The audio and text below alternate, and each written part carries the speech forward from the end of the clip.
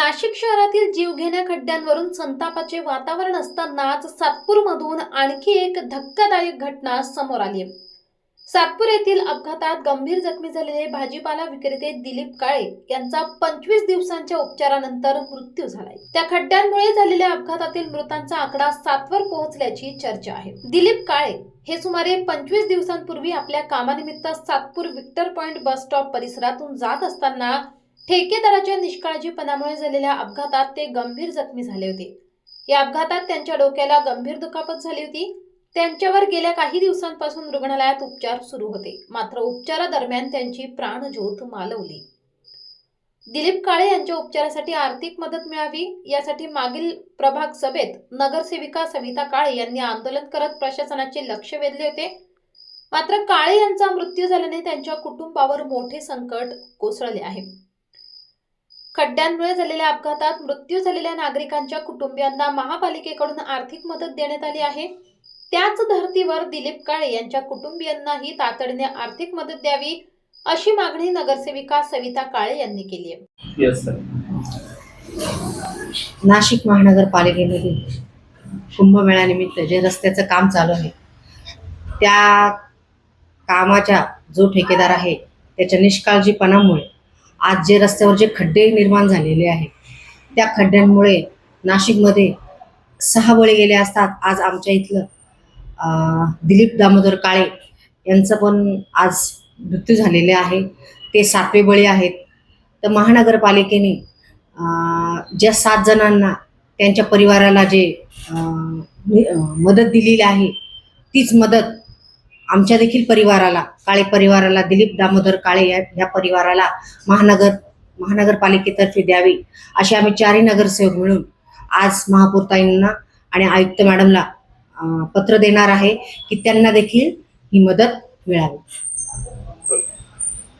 दरम्यान सातपूर परिसरातील रस्त्यांच्या दुरावस्थेवरून संताप व्यक्त करत नगरसेवकांचा अंत पाहू नका असा थेट इशारा सातपूर प्रभाग सभापती समाधान देवरे यांनी दिलाय। नागरिकांच्या जीवाशी सुरू असलेला हा खेळ तातडीने थांबवावा, अन्यथा सातपूर परिसरातील सर्व नगरसेवक नागरिकांना सोबत घेऊन रस्त्यावर उतरून संबंधित ठेकेदाराला जाब विचारण्यासाठी आंदोलन करतील असा इशाराही देवरे यांनी दिलाय।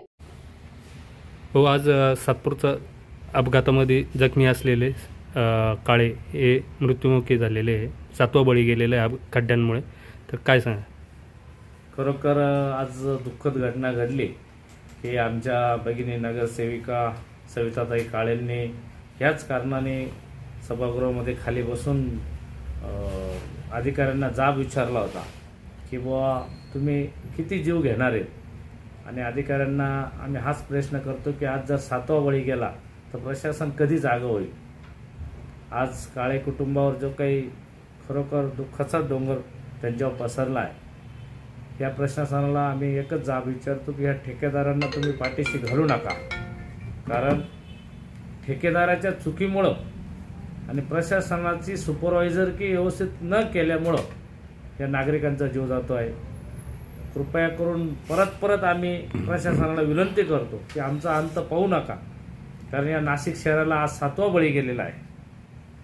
म्हणून त्यांनी जर आमचा अंत पाहिला, सगळे नगरसेवकांनी आजच आम्ही सकाळी चर्चा करतोय की जर आपल्या परिसरातील खड्डे येता 2 ते 4 दिवसात नाही भरले तर आम्ही नागरिकांसमवेत नगरसेवक रस्त्यावर उतरू आणि त्या ठेकेदाराला जाब विचारू की तू नक्की आमच्या इथं रस्त्यांचं काम करण्यासाठी आलाय, सुविधा देण्यासाठी आलाय की आमच्या नागरिकांचा जीव घेण्यासाठी आलाय, हे नक्कीच आम्ही विचारणा करणार आहोत।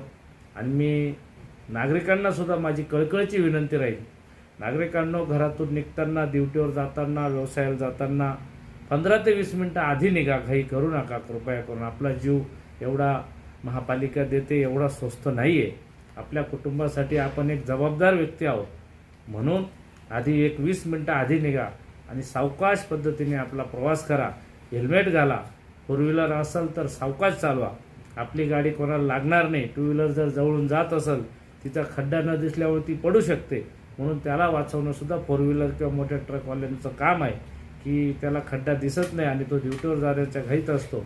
म्हणून कृपया करून नागरिकांनी सुद्धा आपली काळजी घ्यावी।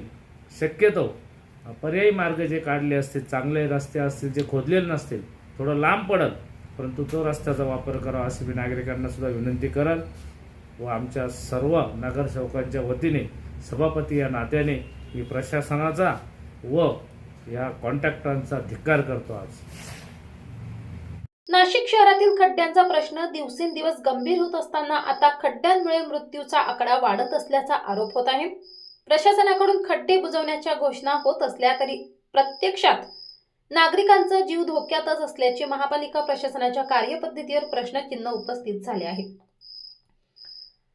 खड्डे बुजणार कधी की आणखी किती जीव गेल्यानंतर प्रशासन जागे होणार का, असा संतप्त सवाल आता नाशिककरांकडून उपस्थित केला जातोय.